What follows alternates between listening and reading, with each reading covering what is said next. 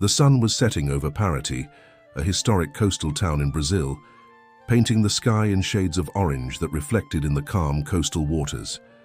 Michael Santos adjusted his helmet while double-checking the address on his cell phone. Marina Blue Tower, Penthouse. He sighed deeply, inhaling the familiar salty aroma of the sea mixed with the tempting scent coming from the insulated food containers in his delivery backpack. At 23, Michael Santos had developed a meticulously organized routine. During the ESA day, he attended classes in his final year of culinary arts at the local university, where he was known for his exceptional talent with Brazilian spices. At night, he navigated the streets of the historic city, making deliveries to pay for college and, above all, to map out every restaurant and culinary trend emerging in the region. That particular evening, something was bothering him. The delivery company's policy was clear. Couriers were not allowed to go above the 3rd floor for safety reasons. The penthouse of Marina Blue Tower was on the 20th floor, and the client insisted the delivery be made right to his door. Michael parked his motorcycle in front of the imposing building, its glass walls reflecting the last lights of the day. "Good evening, delivery for Mr. Richard Mendes," Michael announced to the doorman, who immediately tensed at the sound of the name. "Mr. Mendes insists that all deliveries be made directly to his penthouse," the doorman explained, visibly uncomfortable. "He's very particular about that." Michael maintained his professional composure. "I'm sorry, but company policy doesn't allow me to go upstairs. The client needs to come down or authorize someone to receive the delivery." It wasn't even 5 minutes later when the elevator doors opened, and Richard Mendes emerged into the lobby like a tropical storm. Tall and impeccably dressed in an Italian suit, his footsteps echoed against the polished marble as he approached the reception desk. "Who's the delivery guy refusing to come up?" his voice thundered through the space.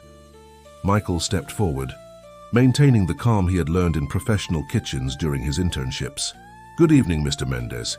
It's me, Michael Santos. As I explained to the doorman, our policy—" "Policy?" Richard interrupted with a sarcastic laugh. "Do you have any idea who I am? I own the largest chain of fine dining restaurants in the country. You're refusing to climb a few floors to deliver my dinner." The lobby began to fill with other residents, some discreetly pulling out their phones to record the scene. Michael felt his face grow warm, but he kept his composure, thinking of his Grandma Teresa, who always said that true strength lies in serenity. "Sir, with all due respect, these are company rules. I can leave the delivery here or—" "Respect?" Richard stepped closer, his voice dangerously low.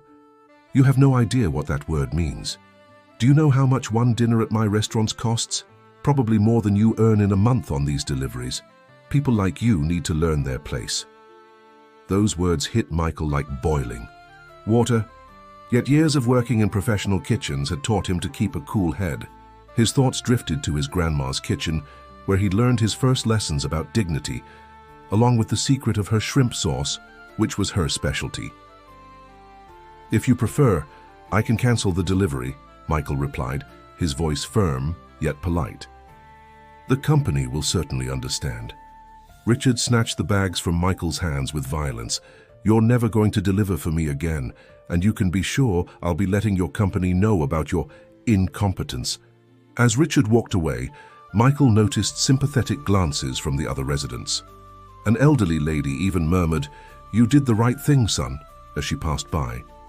But what no one there knew was that, at that very moment, fate had intertwined their lives in ways none of them could imagine.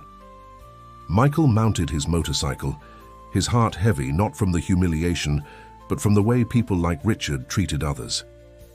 Little did he know that in less than 24 hours, he would be preparing a dish for the final of the university culinary competition, an event that would completely change his life and Richard Mendes's as well. Richard Mendes was pouring his favorite whiskey when his phone began vibrating incessantly. Messages, notifications, and calls popped up on the screen like popcorn in hot oil. His daughter, Helena, was the first to get through. "Dad, have you completely lost your mind?" Helena's normally controlled voice overflowed with indignation. "Have you seen what's happening on social media? Frowning, Richard opened the app his press team insisted he monitor. His eyes widened as he saw the viral video of the lobby incident with thousands of shares and negative comments. The hashtags, boycott sea flavors and respect the couriers, dominated the trending topics. "It's just a storm in a teacup, Helena. Tomorrow no one will remember this," he replied, trying to sound more confident than he felt. "Not this time, Dad," Helena sighed on the other end. "I've already booked a flight from Paris. I'll be there in 2 days. The situation is far more serious than you think." Before he could respond, his phone beeped with a new message. It was from Augustus, his head chef for 2 decades. "Richard, we need to talk. In person, early tomorrow." Meanwhile, in a small apartment in the historic center of Paris, Michael was preparing a simple dinner for his Grandma Teresa. The aroma of fresh herbs filled the modest yet cozy space. "My boy, you're awfully quiet," Grandma Teresa observed, her experienced eyes noting her grandson's unease. "Did something happen during your deliveries today?" Michael smiled, admiring how his grandma always seemed to read his emotions. "Nothing major, Grandma, just a difficult client." He preferred to spare her the details, focusing instead on finishing the dish he was preparing for the competition the next day. "You know, Michael," Grandma Teresa began, settling into her favorite chair, "when I was young, I worked in many kitchens in this city. Some people may have money, but they don't have what really matters: a love for food and respect for those who prepare it." Michael's phone buzzed with a message from his best friend, Julia. "Michael, have you seen this? You're blowing up on social media. That guy who humiliated you is Richard Mendez, owner of Sea Flavors restaurants, and everyone's on your side." He opened his social media apps and was stunned by the response. His face appeared in various videos, always maintaining his composure in the face of Richard's provocations. Comments praised his professional demeanor, while harshly criticizing the businessman's behavior. "Grandma, I think I need to tell you something," Michael began, but was interrupted by another message, this time from the coordinator of the culinary competition. "Dear Michael Santos, your participation in tomorrow's final is confirmed. The theme will be reinterpretation of traditional coastal dishes. Good luck." Grandma Teresa watched her grandson with an enigmatic smile. "Sometimes, my dear, the universe has curious ways of opening doors. Tomorrow you're going to need that special recipe I taught you." At the penthouse of Marina Blue Tower, Richard received more devastating news. Augustus, his head chef, had decided to retire early. "I'm sorry, Richard, but after what I saw today, it's time. You have 1 month to find my replacement." The businessman sank heavily into his Italian leather armchair, watching the city lights through panoramic windows. In less than 24 hours, his gastronomic empire was being shaken from all sides. What he didn't know was that the young courier he had humiliated would be the key to solving his problems, or perhaps creating even bigger ones. The auditorium of the Culinary Arts College buzzed with anticipation. 5 finalists, 5 workstations, 5 dreams at stake. Michael adjusted his white apron, checking for the 3rd time that all the ingredients were in order. The theme, reinterpretation of traditional coastal dishes, seemed tailor-made for him. In the front row of the audience, Grandma Teresa clutched her cane firmly, her eyes glistening with pride. Next to her, Julia frantically typed on her phone, updating her followers on every detail of the event. The video of the incident with Richard Mendez had garnered over 1 million views overnight. "Competitors to your workstations," announced Chef Mariana Duarte, president of the judging panel and one of the country's most respected professionals. "You have 2 hours to prepare your reinterpretation of a traditional Brazilian coastal dish. The winner will receive a scholarship for a specialization in France and a paid internship at a renowned restaurant." Michael took a deep breath, focusing on memories of his grandma's kitchen, the aroma of fresh cilantro, the sound of shrimp sizzling in a clay pot, the stories Grandma Teresa would tell while cooking.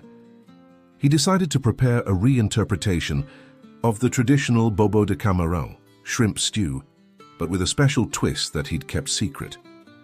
At the penthouse of Marina Blue Tower, Richard Mendez watched the live broadcast of the competition on his tablet. His press officer had insisted he stay informed about anything related to the courier incident, as it was being called. His eyes widened when he recognized Michael among the finalists. "Helena, you won't believe this," he said into the phone with his daughter, who was at the Paris airport waiting for her flight. "That delivery guy, he's a finalist in the university culinary competition." "Dad, that's perfect," Helena exclaimed, already strategizing. "We need him. With Augustus retiring and this image crisis, having a talented, viral young chef might be exactly what we need." In the auditorium, time was running out. Michael worked with surgical precision, his fluid and assured movements a testament to years of practice alongside his grandma. His bobo was coming together, perfectly seared fresh shrimp, a creamy cassava puree made with artisanal coconut milk, and that secret touch, a blend of fresh herbs and spices Grandma Teresa had learned decades ago. Among the judges, besides Chef Mariana, was Paul Mendes, Richard's younger brother, and an internationally renowned chef. He observed Michael with particular interest, recognizing him from the viral video. His keen eyes missed a single move from the young competitor, especially when Michael added that special spice blend to his dish. "That spice," Paul murmured to himself, an old memory nudging his mind. "Where have I smelled that before?" In the audience, Grandma Teresa smiled discreetly, her eyes meeting Paul's for a brief moment, a look laden with untold stories and secrets guarded for decades in the historic alleys of Parati. 10 minutes, announced Mariana Duarte. Michael finished his dish with the precision of an artist. The bobo, served in a traditional clay pot, received modern touches. A coconut milk foam, purple cassava chips, and shrimp breaded in tapioca flour. The aroma emanating from his station drew curious glances from everyone present. At Paris airport, Helena finally boarded her flight, her mind already devising plans. She knew her father's temper well and understood that they needed to act quickly to control the damage.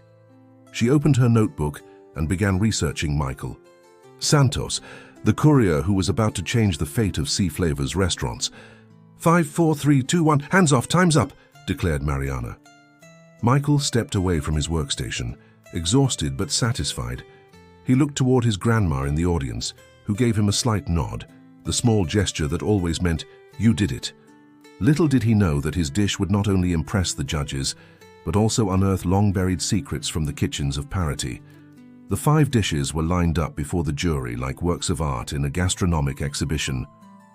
Michael's bobo, with its seductive aromas, drew curious stares even from the other competitors. Paul Mendes, in particular, seemed mesmerized by the dish, his expression wavering between admiration and an unsettling unease. "Candidate Michael Santos," called Chef Mariana Duarte, "please present your dish."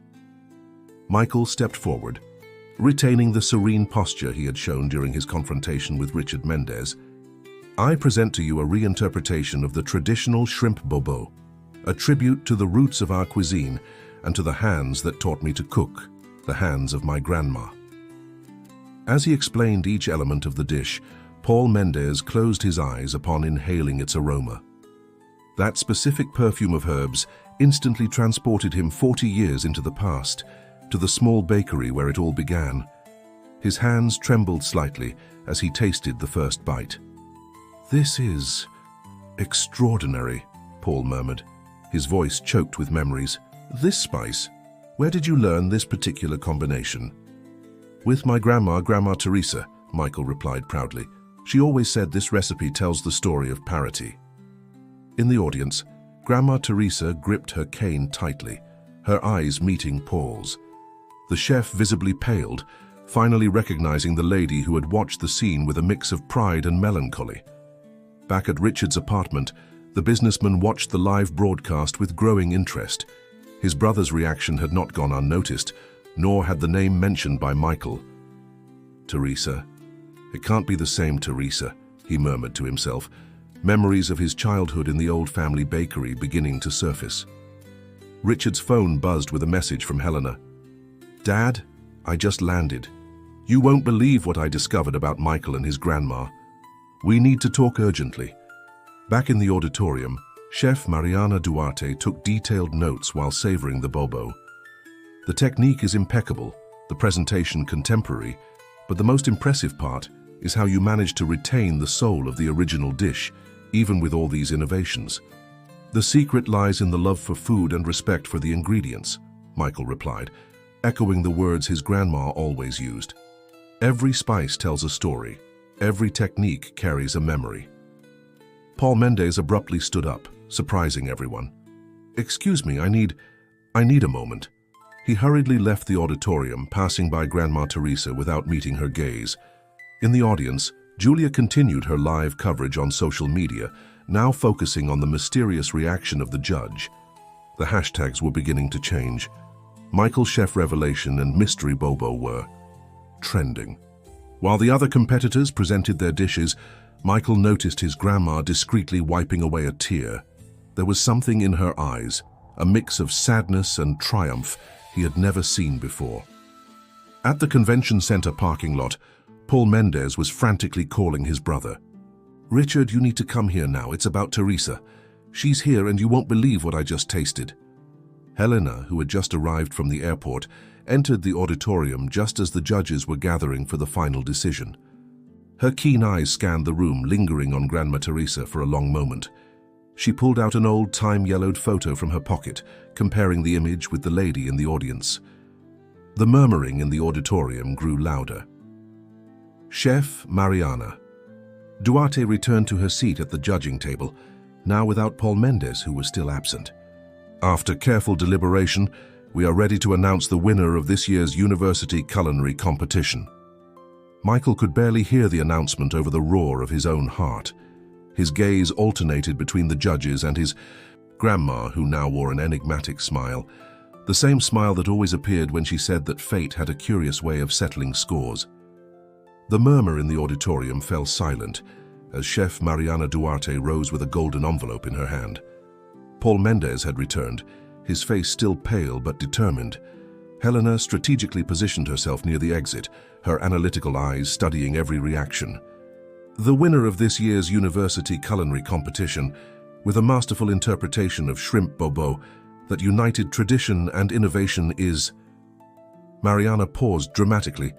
"Michael Santos!" An explosion of applause filled the room. Julia jumped out of her chair, screaming and filming every moment, but it was the silent tears of Grandma Teresa that truly caught Paul Mendes' attention. He approached the microphone, completely out of protocol. "Before we proceed with the awards, I'd like to make a special announcement." His voice trembled slightly. "This bobo isn't just an exceptional dish. It carries with it a story that began 40 years ago in the old Mendes bakery." A murmur of surprise swept through the auditorium. Michael looked at his grandma in confusion as she slowly rose, leaning on her cane.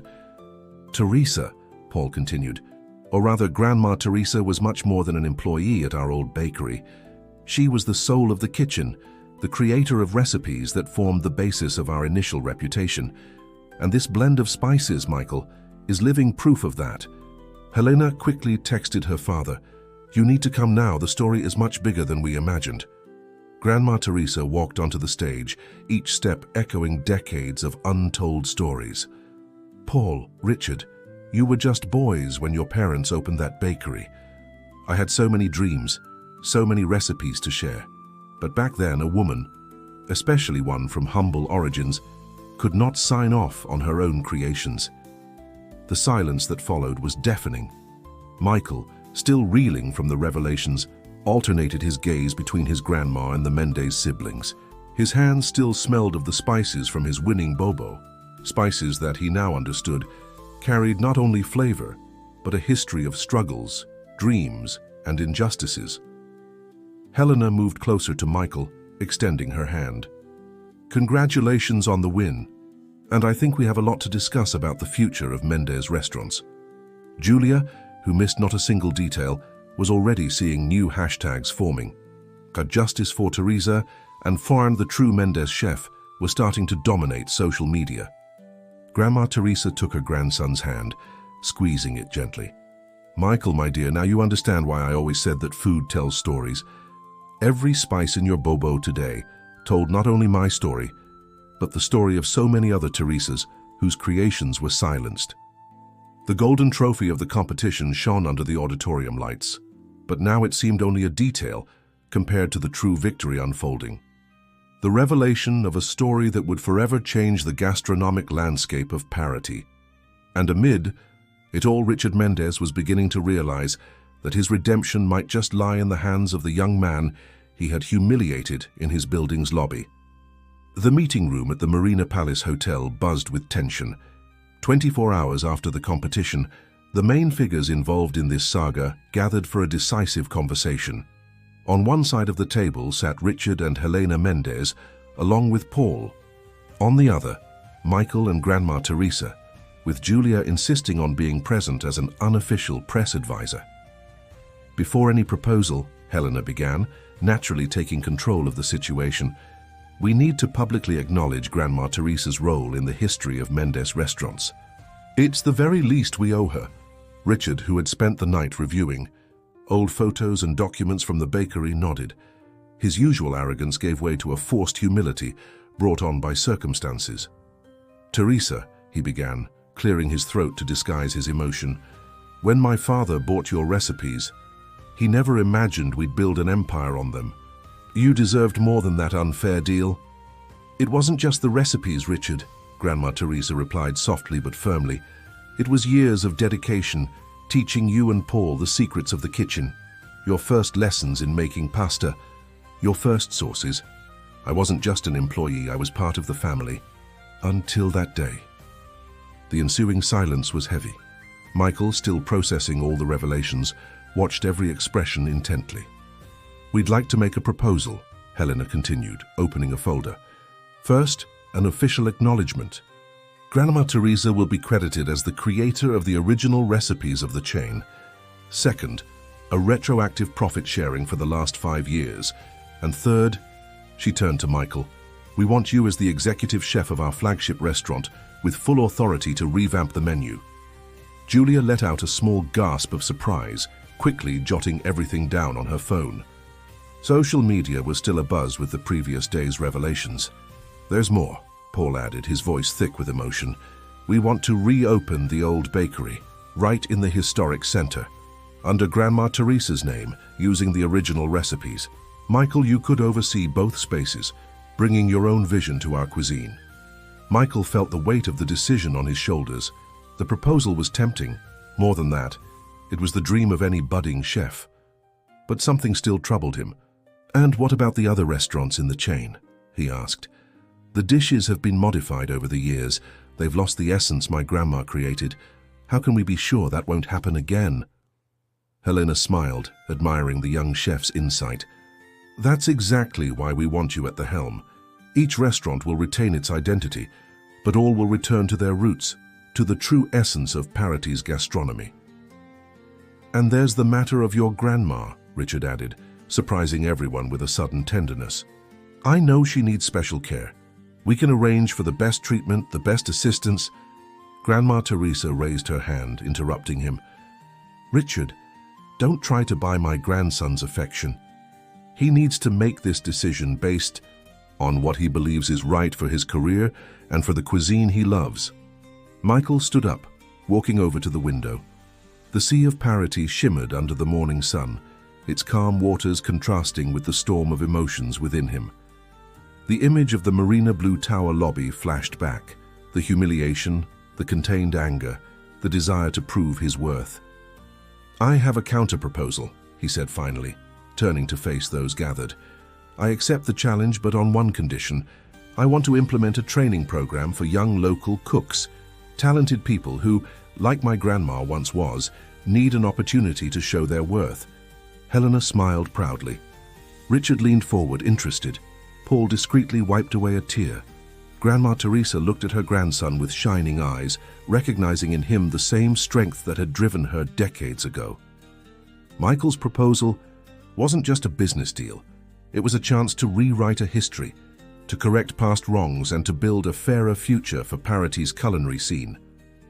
But the consequences of that decision would be far deeper than any of them could imagine at that moment. The kitchen of High Tide, the flagship restaurant of the Mendez chain, buzzed with anticipation on that Monday morning. Michael, dressed, in his white coat embroidered with his name and the title Executive Chef, took a deep breath before pushing open the swinging door that separated the office from the kitchen. The murmur ceased instantly. 20 pairs of eyes turned toward him, some curious, others clearly hostile. Carlos, the sous chef who expected a promotion after Augustus's retirement, crossed his arms in a defensive stance. "Good morning, everyone," Michael began, his voice firm yet friendly. "I know my arrival might be a surprise to many of you. I also know some might be wondering what an ex-courier has to teach a team as experienced as this." Some of the cooks exchanged knowing looks. The story of the confrontation in the marina, Blue Tower lobby, and the revelations about Grandma Teresa had spread like wildfire. But before we are chefs, sous chefs, or assistants, we are people who love gastronomy, and it is that love that will guide the changes we need to make. Carlos stepped forward. "Changes? High Tide is the most awarded restaurant in the chain. What exactly do you intend to change?" Michael walked over to the central counter and picked up a Galician lemon. "Can someone tell me where this lemon comes from?" Silence fell. The cooks looked at one another, confused. "That's what we're going to change first. Every ingredient tells a story. We're going to reconnect with local producers, with artisanal fishermen, with the people who keep the culinary traditions of Parity alive." Helena, watching the scene from the door, smiled discreetly. Her father had initially resisted giving so much power to someone so young, but she knew it was exactly what they needed. "Starting today," Michael continued, "every dish that leaves this kitchen will have a story to tell. And I'm not just talking about my grandma's recipes that you already know. I mean creating something new, one that respects tradition while looking to the future." In the small room adjacent to the kitchen, Grandma Teresa methodically organized her old recipe notebooks. Her wrinkled hands caressed the yellowed pages with affection as she watched her grandson through the glass window.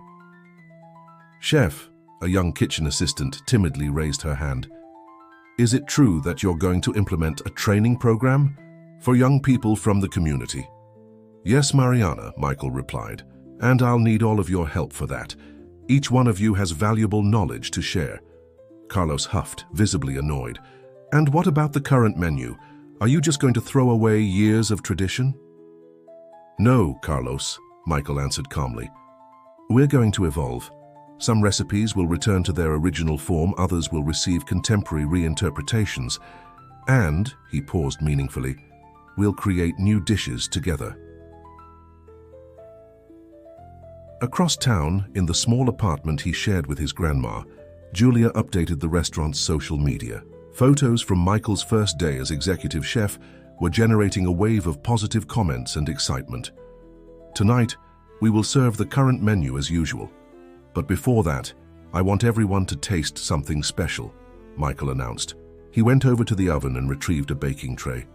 The aroma that spread through the kitchen even made Carlos uncross his arms. "This is the spiced bread my grandma created 40 years ago at the old Mendez bakery. The original recipe that started it all. Taste it and then tell me, is it just bread or is it a story we can tell?" One by one, the team members approached. The first bite was usually accompanied by an expression of surprise, followed by understanding. This wasn't just bread. It was a bridge between the past and the future of Parity's gastronomy. From her post by the window, Grandma Teresa smiled. 40 years later, her recipes were coming home, and this time, her story would be told the right way. But not everything would be smooth. At the back door, Carlos was furiously typing on his phone, sharing information with an unknown number. Michael's proposed changes would affect more than just the menu. They threatened to expose secrets that some preferred to keep buried. The first service under Michael's command unfolded with the precision of a well-rehearsed ballet. Orders flowed steadily, and even Carlos seemed to have lowered his guard a bit after tasting the spiced bread. But in the middle of the night, something unexpected happened. "Chef, something's wrong with the fish sauce at table 15, Mariana alerted, her expression worried. "The customer said it's too salty." Michael tasted the sauce from the main pot. It was perfect. He sampled the returned dish and his face tightened slightly. Someone had tampered with the sauce after it was prepared. "Carlos," he called in a measured tone, "did you finish this dish?" The sous chef shrugged. "We followed the recipe to the letter, chef. Perhaps the customer has a sensitive palate."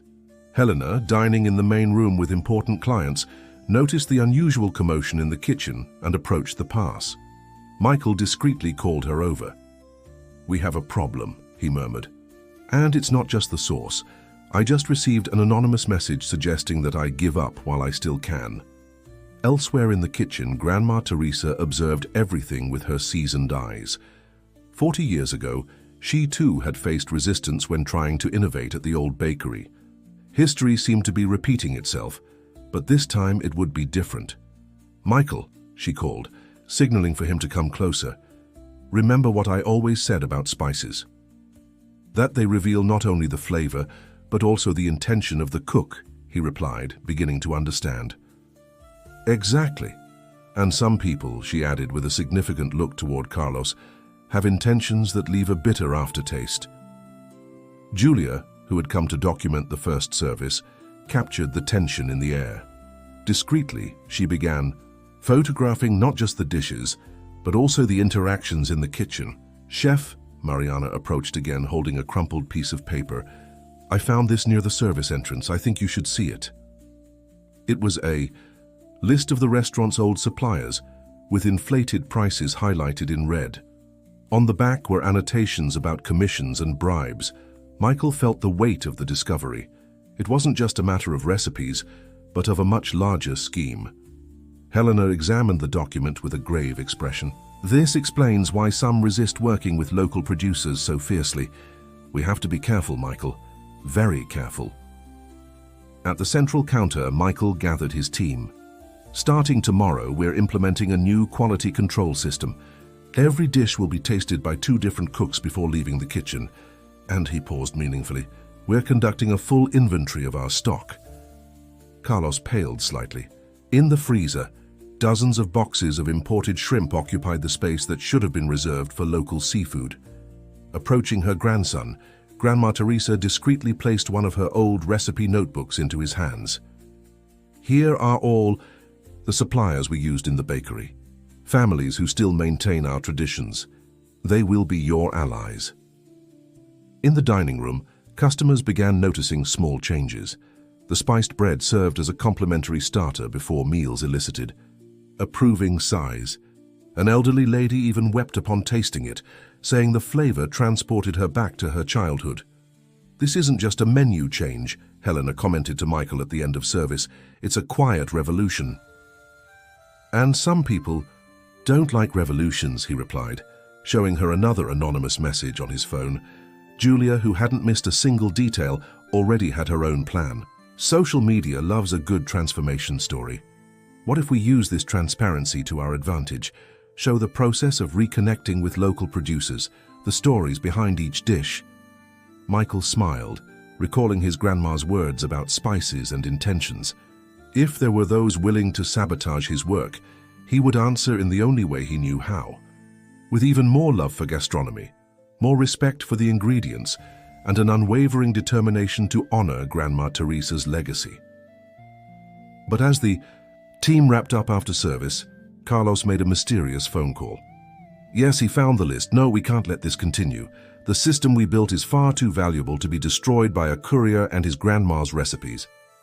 Before dawn, Michael arrived at the Parity Municipal Market. Accompanied by Mariana, his most dedicated ally in the kitchen, he walked among the stalls of artisanal fishermen, recalling the mornings he'd spent with Grandma Teresa in this very place. "Chef, look at this," Mariana exclaimed, holding up an extremely fresh sea bass. "It's a world apart from the frozen fish we've been getting at the restaurant." "And it costs half as much," Michael observed, examining the invoice that Carlos had left on his desk the previous night. The discrepancies in prices were glaring. His phone buzzed. It was Helena. "Michael, we need to talk. I spent the night going over those documents. The situation is more complex than we imagined." At breakfast in Grandma Teresa's home, the Mendez family gathered for the first time in years. Richard, Paul, Helena, and now Michael, who had become an essential part of this story, sat together. The aroma of freshly brewed coffee and spiced bread filled the modest room. "I found this in the old bakery's archives," Paul said, placing a yellowed ledger on the table. "Teresa, you used to keep detailed records of all the suppliers, didn't you?" Adjusting her glasses, Grandma Teresa caressed the aged pages. Every producer, every fisherman, every family that contributed our ingredients, all recorded here. It was more than just a business, it was a community. And now we've discovered that someone turned that network of trust into an overcharging scheme, Helena added, spreading documents across the table. "Carlos is just the tip of the iceberg." Michael served more coffee, his mind processing the information. "But why keep such expensive suppliers when we have better products right here in Parity?" Richard, who had remained strangely quiet, cleared his throat. "Because it's not just about money, it's about control. Those big suppliers, they have powerful connections." At high tide, the morning team began to arrive. Julia, who had convinced Michael to let her document the restaurant's transformation, snapped photos of the arrival of the new local products. "Social media is loving our transparency," she remarked, showing him the positive comments. "Especially after I posted the story of that lady who cried over the spiced bread." Carlos observed everything from his station, his face a mask of worry. His phone wouldn't stop buzzing with messages from unknown numbers. "We need to act fast," he murmured into the phone from inside the walk-in cooler. "The kid is meddling with forces he doesn't understand." But Michael understood more than they imagined. Years of delivering food through the city had given him a deep knowledge of the streets, of the people, of the stories. And now, with the meticulous notes from his grandma, he was beginning to piece together the puzzle. "Grandma Teresa," Mariana asked during lunch prep, "why did you leave the bakery? Everyone talks about your talent, about your recipes." The ensuing silence was heavy. Teresa looked at Richard, who gave a slight nod. "Because I discovered irregularities," she finally replied. "Back then, they tried to convince me to be part of the scheme. When I refused, they offered me money to keep quiet and leave. And now history is repeating itself," Helena concluded. "But this time we have something we didn't before: evidence." Michael took out his phone and opened his folder of photos. During his deliveries, he had inadvertently documented much more than dishes and restaurants. He had recorded suspicious deliveries, discreet meetings, patterns that now made sense. "Let's do this right," he declared. "It's not just about changing suppliers or revamping the menu. It's about restoring the dignity of Parity's gastronomy." Grandma. Teresa smiled, a smile that held decades of stories. "You know, my dear, when I taught you how to season a fish, I wasn't just teaching you cooking. I was teaching you the importance of honesty, of respect for ingredients and for people." At the end of that morning, as the team prepared for the lunch service, Michael gathered everyone in the kitchen. It was time to make a decision that would change not only High Tide, but the entire culinary landscape of Parity. "Starting today," he announced, "we're going to retell our story, and this time we're telling the whole truth." That special evening at High Tide was abuzz with activity. Michael had invited all the local small producers and fishermen to a presentation dinner. At the tables, side by side, sat businessmen in expensive suits and fishermen with calloused hands from hard work. "This is how it should have always been," Grandma Teresa commented proudly as she watched her grandson command the kitchen with mastery. "Good gastronomy knows no social boundaries." Helena moved among the tables, introducing each producer and telling their stories. The sunburned face of Mr. Joe, the supplier of fresh shrimp, beamed with pride as critics lavished praise on his products. In the kitchen, however, the tension was palpable. Carlos had arrived late, his face troubled. Messages on his phone showed ultimatums from powerful figures, threatening to expose his involvement in the overcharging scheme. "The fish sauce is ready, chef," Mariana announced, her voice betraying concern as she saw Carlos approaching the finalization station. Michael nodded, his eyes tracking every movement. Since the discovery of the tampering, he had implemented a rigorous supervision system. But tonight, with so many important guests, the pressure was even higher. "This isn't going to work," Carlos murmured loudly enough for nearby staff to hear. "These artisanal fishermen can't possibly supply a restaurant of this size. It's only a matter of time before everything collapses." Julia captured the tension with her camera. She was documenting not only the stunning dishes, but also the expressions, the glances, the untold stories unfolding in every corner of the restaurant. Outside, Richard Mendez observed everything with a mix of pride and apprehension. His gastronomic empire was changing, returning to its roots, but the price of that transformation could be steep. "The new contracts with local producers are ready," Helena announced, sitting beside her. "Father, fair prices, transparent conditions. It's how it should always be." Suddenly, a clatter in the kitchen drew everyone's attention. Carlos had accidentally knocked over a pot of the special sauce, the very one Grandma Teresa had. "Taught Michael." "Sorry, chef," he said with a smile that didn't reach his eyes. "Accidents happen." Michael remained calm, his years of handling pressure guiding him. "Mariana, please prepare more sauce. We'll use the emergency recipe that my grandma taught us." "But chef, that recipe is even better than the original," Michael completed, casting a significant look toward Carlos. "My grandma always had a few secrets up her sleeve." Grandma Teresa, watching the scene, smiled quietly. Decades ago, she too had faced similar acts of sabotage. The difference now was that she had powerful allies. In the midst of service, Paul Mendez entered the kitchen carrying an old box.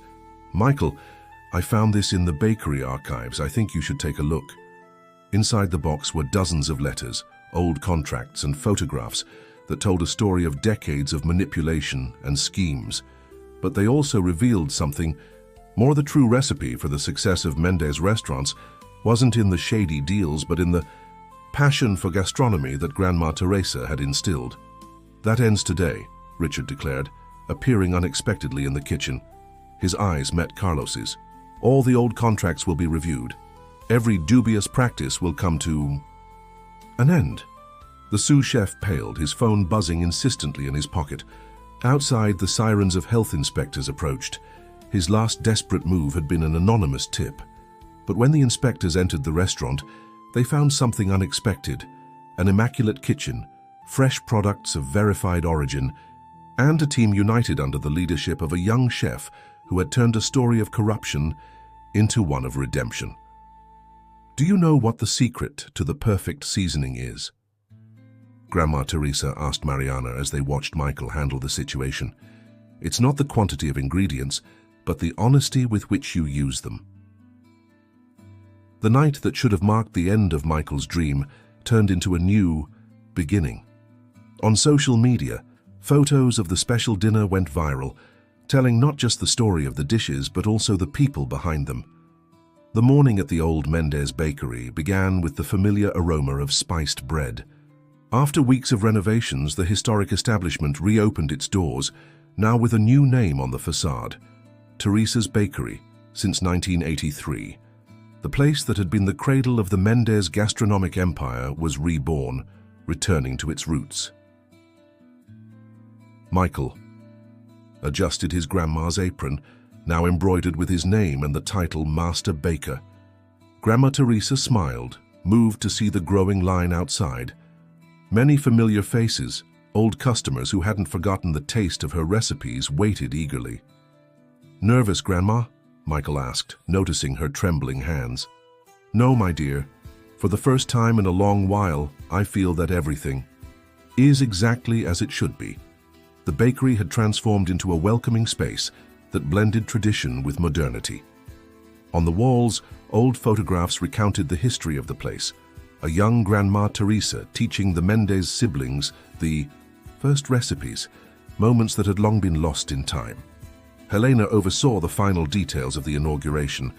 This event wasn't just the reopening of a bakery, it was the official launch of the Parity Culinary Training Program, an initiative that already boasted 50 enrolled young talents. "The sponsors are impressed," she told Michael. "The idea of merging traditional gastronomy with social responsibility has attracted more support than we expected." Richard Mendez, who in recent days had immersed himself in deep reflection, approached Grandma Teresa with a yellowed envelope in his hands. "Teresa, I found this in my father's old files," he said, his voice choked. "It's the original contract for the sale of your recipes. Along with it, a letter from you explaining why you left the bakery." Grandma Teresa carefully took the documents, her fingers caressing the aged paper. "Some stories need to be told at the right time, Richard, and that time has finally come." Inside the bakery's kitchen, Mariana and other young apprentices prepared the first batch under Paul Mendes's supervision. The chef, who had rediscovered his passion for baking, taught with the same care that Grandma Teresa had shown him decades ago. "Chef Michael," one apprentice called, "we found this inside the old oven during the renovation." It was a small recipe notebook, its pages stained with the passage of time. Julia, ever vigilant, captured every detail with her camera. Her social media had transformed into a real-time documentary of not only the transformation of a restaurant or a bakery, but of an entire city. "Every recipe in this notebook," Grandma Teresa explained as she delicately turned the pages, "tells the story of a Parati family, Mr. Joe's shrimp, Mrs. Maria's herbs, the cheese from Santos Farm. That's how we used to do it. Every dish carried the history of our community." The line outside grew longer. The aroma of freshly baked bread drew more and more people, many carrying old newspaper clippings and photos from the days when the bakery was the gastronomic heart of the town. "Grandma Teresa," an elderly lady approached, tears in her eyes, "I've kept your wheel cake recipe all these years. My daughter learned it from you, and now my granddaughter makes it too." Michael watched these interactions with a full heart. His journey, which had begun with a denied delivery and humiliation, had transformed into something much greater. It wasn't just about food. It was about reconnection, about honoring roots, about doing what was right. "Attention, everyone," Helena called, stepping onto a small stage. "Before we officially open, I have a special announcement." Richard took the floor, his normally imposing demeanor now humbled. "From today on, all of Mendes restaurants will be supplied exclusively by local producers, and every dish will have the story of its ingredients featured on our menu." A wave of approval ran through the crowd. On social media, the hashtag Gastronomic Revolution Parity was already gaining traction. Grandma Teresa took the old bakery key, the very same she had returned 40 years ago, and handed it over to Michael, not as a farewell but as a new beginning. 6 months later, the sunset over Parity painted the sky in golden hues as a long line formed in front of high tide. It wasn't an ordinary dinner. It was the celebration of the first semester of the culinary training program, coinciding with the launch of the new seasonal menu. In the center of the kitchen, Michael guided his team with the same passion as on his first day, but now with a confidence built from months of hard work and significant achievements. Beside him, 3 young trainees from the program finished, plating dishes with the precision of seasoned professionals. Chef Mariana, now promoted to sous chef, called, "The food critic has just arrived, and it's none other than Beatrice Martins." Michael smiled, recalling how it all began. "Let's show her how the true gastronomy of Parati has been reborn." At a special table in the dining area, Grandma Teresa welcomed guests alongside Richard and Helena Mendes. The old rivalry had given way to a partnership that transformed lives. The training program had already graduated its first class, and many of its students now worked at various locations within the chain. "Teresa," Richard began, his voice laden with emotion, "do you remember the day you handed in that resignation letter? I was just a boy, but I never forgot your words about integrity and respect for tradition. And now," Helena added, "thanks to Michael, we finally understand what you meant." Paul Mendes emerged from the bakery's kitchen, now working in tandem with the restaurant, with a special batch of spiced bread that had become famous nationwide. "It smells just like it did 40 years ago," he commented, placing the basket on the table. "But the taste is even better." At the entrance of the dining room, Julia coordinated a small team of photographers and social media specialists. The transformation case of Mendes restaurants had become a national reference in social responsibility and sustainable gastronomy. Our followers are crazy about the series Flavors and Stories of Parity, she said, showing impressive statistics. Every local producer we introduce turns into a minor celebrity. Michael moved among the tables, stopping to speak, with each producer, each fisherman, each family now part of that great collaborative network. Mr. Joe the fisherman was even giving lectures on sustainable fishing to the training program's students. Chef, a familiar voice called, Carlos, who after a period of reflection had asked to return, not as sous chef, but as an apprentice in the training program. I've learned more in these 6 months than in all my previous years. Food critic Beatriz Martins tasted every dish with meticulous attention, her expressions softening with each bite. The shrimp bobo, now a house classic, had evolved without losing its essence. "This isn't just a dinner," she commented to Helena. "It's a lesson in how gastronomy can transform a community." At the end of the night, Michael gathered the entire team, from the kitchen, the dining room, the bakery, the trainees, and the producers, for a special toast. Grandma Teresa, leaning on her cane, beamed with pride. "6 months ago, when I started here, I talked about telling stories through food," Michael began. "Today, I realize we've created something much more. We've built a community. We've rescued not only recipes, but the dignity of those who produce, who cook, who serve." Richard raised his glass. "To Michael and Teresa, who taught us that the true flavor of food lies in the honesty with which it is prepared. To the new generation," Helena added, "who are learning that gastronomy is much more than technique. It's respect, tradition, and love." Grandma Teresa watched the scene with misty eyes. Her grandson had achieved far more than reclaiming old recipes. He had transformed a story of humiliation into a movement of renewal and hope. At the center of the table, the old recipe notebook lay open. Its pages, now carefully restored, would continue telling stories for many generations. And in the kitchen, the aromas mingled as always: fresh bread, homegrown herbs, seafood, and above all, the unmistakable scent of transformation. The story, that began with a rejected delivery, had turned into a gastronomic revolution that transcended the walls of high tide. It was living proof that when tradition and innovation meet, nourished by respect and honesty, the result is an infallible recipe for success.